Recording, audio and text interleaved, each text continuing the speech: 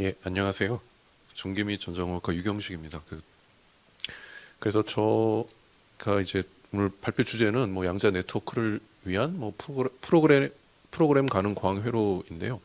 방금 이제 배준호 교수님께서 설명해 주신 그 말미에 이제 뭐 그 광학을 이용을 해서 이렇게 뭐 스테이트를 만들면은 퀀텀 컴퓨터가 가능하고 말씀을 해주셨는데 뭐 그런 거랑 좀 관련이 있습니다. 네, 그래서 오늘 뭐 어떤 저희 연구하는 게 이제 어떻게 이 양자 쪽 내용이랑 관련이 되는지 설명을 해드리도록 하겠습니다. 그리고 이 연구는 그 디지스트의 한상윤 교수님하고 진행을 하고 있습니다. 네, 그래서 제가 이제 잘 모른다고 말씀드렸는데요. 지금 이제 뭐 양자 컴퓨팅, 어제는 양자 컴퓨팅, 오늘은 이제 양자 통신 말씀해 주시고 계신데 이미 이제 저희가 뭐 컴퓨팅도 하고 뭐 통신도 하고 있습니다. 그래서 그런 거는 다 이제 전자로 하고 있고요. 보면은 여기 이제 제가 고전 정보 처리를 위한 기본 소자라고 말씀드렸는데 이게 다 무슨 뭐 소위 말하는 반도체로 하고 있습니다. 저희가 이제 반도체를 만들어서 이제 그 기본 소자는 이제 트랜지스터고요. 어떻게 보면 이제 그게 스위치입니다. 그 스위치로 이제 전자의 흐름, 그러니까 전류가 흐를지 안 흐를지를 결정을 해주는 그런 스위치를 가지고 그게 이제 뭐 꽤 오랜 시간 동안 발전을 해왔습니다. 그래서 그 사람이 만들 수 있는 것 중에 이제 가장 정교하게, 가장 작게, 뭐 가장 많이 만들 수 있는 이제 소자가 됐고요. 트랜지스터를 이용을 해서 이제 굉장히 많이 만들 수 있고, 걔네들의 이제 연결성을 조절을 할 수가 있으면 상당히 다양한 일을 할 수가 있습니다. 그래서 이제 뭐 한 몇 주 안 됐는데요. 사실 뭐 6주 정도 전에 그 애플에서 뭐 발표를 했죠. 이런 거를 만든다고. 그래서 아마 곧 살 수 있고요. 살 수 있고요. 보면은 되게 놀랍습니다. 그러니까 1340억 개의 트랜지스터가 있고요.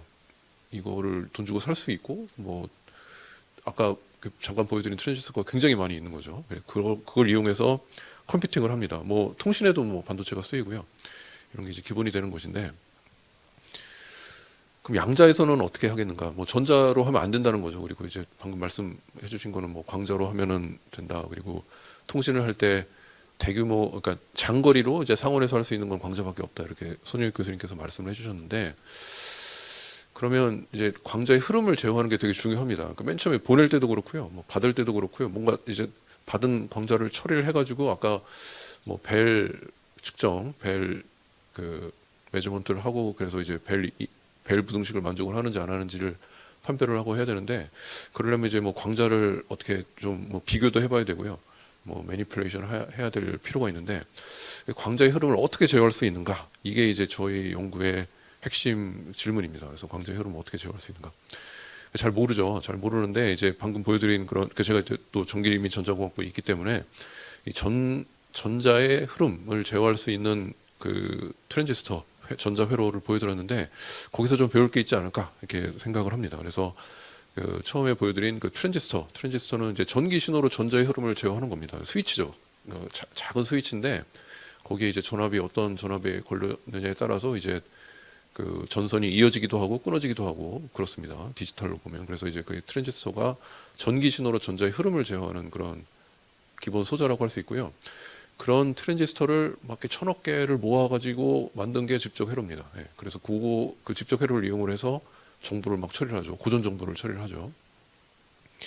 그러면 이제 광자의 흐름을 제어를 하면은 이제 뭔가 그 퀀텀 네트워크, 퀀텀 통신, 퀀텀 컴퓨팅에 도움이 될 텐데, 그거는 무엇이냐? 예, 전기 신호로 광자의 흐름을 제어할 수 있으면 그게 뭔지 모르는데 이제 그게 있으면 좋고요. 그걸 또 하나만 있는 게 아니라 굉장히 많이 만들면 마치 이제 트랜지스터를 굉장히 많이 모아서 집적 회로, 전자 집적 회로를 만들듯이 IC를 만들고 VLSI를 만들듯이 이 잘 모르지만 요거를 굉장히 많이 모아서 네트워크를 만들 수 있으면 좋을 것 같이 생각이 됩니다. 그래서 이제 저희는 그걸 광집적 회로라고 부르고요. 광집적 회로를 어떻게 만들 수 있는지 저희가 실제로 만들고 있습니다. 그래서 실제로 만들고 있고요. 저희 여기서 만듭니다. 카이스트에서 만들고 이 나노종합기술원이 카이스트 내부에 위치를 하고 있는데 나노종합기술원에서 만들고 뭐 이제 조그맣게 만드는 게 아니라 진짜 웨이퍼로 만듭니다. 저희가 8인치 웨이퍼를 만들고 실제로 만들고 있습니다. 그래서 어떻게 만들고 있는지 설명을 드리도록 하겠습니다. 그래서 이제 광자의 흐름을 제어하는 기본 소자. 그러니까 이게 종류가 많고 뭐 크고 이러면 사실 안 좋습니다. 그러니까 똑같은 거, 그러니까 저는 이제 전자회로 같은 게 이제 굉장히 성공적인 이유가 간단한 기본 소자를 이용을 해서 그거를 이제 여러 개 네트워크로 이어서 이제 다양한 기능을 수행하게 해서 결국 이제 굉장히 성공적이었다고 생각을 하는데요.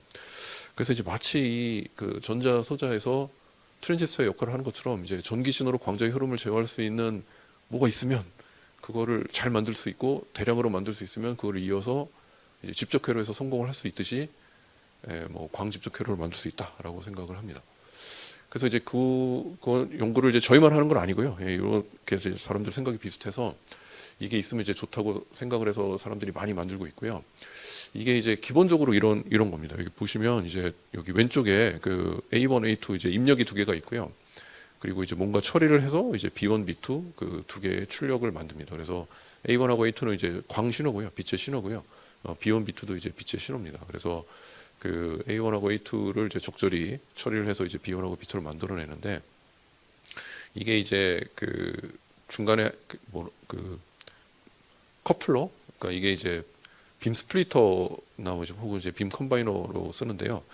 중간에 그러니까 아까 그런 말씀을 자세하게 말씀을 해주시진 않았는데 뭐 벨 측정을 하고 뭐 이러기 위해서는 이 그 빔 스플리터가 반드시 들어갑니다. 이제 빛을 이제 가르는 그게 반드시 필요한데 여기서 그렇기 때문에 이제 그 커플러가 반드시 필요하다고 생각을 하고요. 그 다음에 이제 뭐 페이즈가 어떻게 될지 모르기 때문에 이제 페이즈를 조절할 수 있는 페이즈 시프터가 있고 그래서 요 구조가 있으면 이런 구조가 있으면 이게 이제 기본적인 구조라고 할 수 있는데 요 구조가 있으면 일단 이제 뭐 이미 A1, A2를 가지고 이제 뭐 B1, B2를 만들어낼 수 있고 이제 이런 행렬로 그 관계가 서로 결정이 되는 그런 관계가 있습니다. 그래서 이게 있으면 이걸 이어서 뭐 네트워크를 만들어서 이제 굉장히 복잡한 그 광신호를 처리할 수 있는 처리할 수 있는 이제 광집적 회로를 만들 수가 있다고 사람들이 생각을 많이 하고 있습니다. 그래서 뭐 어떻게 그럼 연결을 하느냐? 그 방금 전에 보여드린 건 이제 기본 유닛 하나였고요. 예를 들어서 그 기본 유닛을 이제 그냥 두 개를 잇는 거죠. 이렇게 바로 앞뒤로 이으면은 그러면은 이제 여기 이제 밑에 보여드리는 것처럼 밑에 보여드리는 게 이제 기본적으로 이 벨 측정을 하는 거랑 이제 비슷한 식으로 이제 뭐 이제 뭐 싱글 포톤이 들어왔을 때 이제 뭐 디텍터 1로 가느냐, 디텍터 2로 가느냐, 뭐 이런 게 되고 이런 거를 이제 뭐 마흐젠더 간섭계라고 합니다. 그래서 이런 거를 막 이제 모아가지고 아까 그 전에 말씀해주신 그런 복잡한 뭐 그런 오퍼레이션을 할 수가 있는데 그러니까 이런 식으로 이제 기본 유닛을 모아서요 더 복잡한 광회로를 만드는 것이 가능합니다. 그리고 또 밝혀진 게 수학적으로 밝혀진 게 이 기본 유닛을 모아서 어떠한 리니어 그 인터페로미터 네트워크를 만들 수가 있습니다. 뭐 그 모든 생각할 수 있는 모든 조합을 다 만들어낼 수가 있습니다. 그래서 뭐 그 간단한 거는 뭐 이것도 이제 예전에 이제 고등학교 시간에도 배운 걸 수도 있는데요. 뭐 빔이 이제 들어오면은 이제 두 갈래로 가른 다음에 이제 다시 합쳐줬을 때 그 빔을 위상을 조절해서요. 그 두 빔의 위상차를 조절을 해서 그 상쇄 간섭을 일으킬 수도 있고 이제 보강 간섭을 일으킬 수도 있습니다. 그래서 빛을 예를 들어서 이제 킬 수도 있고요, 뭐 끌 수도 있고요, 아니면 그 중간 상쇄도 가능하고요. 그래서 이런 일을 이제 방금 보여드린 이런 이렇게 아까 기본 유닛을 두 개 있는 방식으로 구현을 할 수가 있고요. 이거는 이제 굉장히 간단한 예고요. 더 복잡한 것도 가능합니다. 그 간단한 이 기본 소자를 이용을 해서 이 여러 개 이으면 이제 더 복잡한 걸 점점 더 복잡한 걸 만들어낼 수가 있고요. 그래서 이런 연구를 하고 있는데 여기서 이제 핵심이 되는 소자가 그 아까 이제 제가 물음표로 나타낸 거인데요. 따져보면 이겁니다. 따져보면은 이 페이즈 시프터라는 겁니다. 그 위상을 그 빛이 이게 지나가는데 속도를 약간 바꿔가지고 이제 약간 지연시켜서 이제 그 위상을 바꿔줄 수 있는 그런 이제 그 소자인데 이 빛의 경우에는 제 생각에 물이 떨어지네요. 이게 이제 굉장히 펀더먼탈한 소자라고 생각을 하고요. 이거하고 이제 아까 말씀드린 그 빔 스플리터 이거를 이제 연결을 하면은 어떤 그 리니어 오퍼레이션, 어떤 행렬 연산도 할 수 있는 그런 그 네트워크를 만들 수가 있고요. 그래서 이 페이즈 시프터가 이제 굉장히 중요합니다. 그래서 페이즈 시프터가 아까 제가 말씀드린, 그러니까 아까 그 저 물음표에 해당을 하는 거는 그 튜너블 커플러하고 페이즈 시프터가 이제 같이 있는 그 조합이고요. 거기서 이제 또 중요한 게 이제 페이즈 시프터인데, 이 페이즈 시프터에 대해서 잠깐 설명을 드리고 오늘 발표를 마무리를 하도록 하겠습니다. 그래서 그 페이즈 시프터의 경우에는 속도를 약간 늦춰야 됩니다. 그 위상을 바꿔야 되는데 뭐 그 빛을 더 빠르게 보낼 수는 없어가지고 속도를 약간 이제 바꿔야 되는데, 속도를 바꾸려면은 그 한 가지 방법이 그 이 굴절률을 약간 바꾸는 겁니다. 이제 굴절률이 이제 그 빛의 속도를 나타내는 그 굉장히 중요한 지표인데요. 이제 굴절률을 약간 바꿔주면 이제 빛의 속도가 바뀌고, 빛의 속도가 바뀌면은 뭐 시간 지연이 일어나서 이제 약간 늦게 도착하고, 이제 그러면 이제 위상이 바뀌고, 그런 식으로 이제 그 페이즈 시프터를 만들어 주는데, 그 이제 굴절률을 바꾸기 위해서 여러 가지 방법이 존재합니다. 그래서 뭐 상당히 다양한 방법이 있는데, 이제 가장 많이 쓰이는 방법이 이런 식으로 이제 그 열을 가하는 겁니다. 열을 가하면은 그 굴절률이 약간 바뀌고요. 굴절률이 약간 바뀌면 이제 빛이 지나가는 속도가 바뀌고, 속도가 바뀌면은 시간이 지연이 되고, 시간이 지연되면 위상이 바뀌고, 이런 식으로 하는데, 이게 이제 뭐 그 이런 건 뭐 잘 알려져 있죠. 그리고 많이 쓰이는데, 이걸 하나를 만들 때 이제 그 필요한 전력이, 그러니까 구동할 때 필요한 전력이 한 10mW 정도 됩니다. 그래서 10mW 정도 되면은 그냥 뭐 괜찮다고 생각을 하실 수가 있는데, 아까 이제 처음에 보여드린 것처럼 이렇게 뭐 100억 개, 1000억 개를 다 모아서 이제 한꺼번에 동작을 시키려면 10mW 곱하기 이제 10억 개를 하면 이제 전력이 엄청 많이 드는 거죠. 그래서 이런 방식으로는 그 굉장히 복잡한 광집적 회로를 만들기는 어렵고요. 그래서 좀 계산을 좀 해보니까 10mW로 만약 뭘 만들었다 그러면은 그 소모 전력이, 여기 보시는 집에 이제 있으실 텐데, 이 뭐 전열기구랑 비슷합니다. 뭐 쿠커랑 비슷해요. 그래서 심지어 더 큽니다.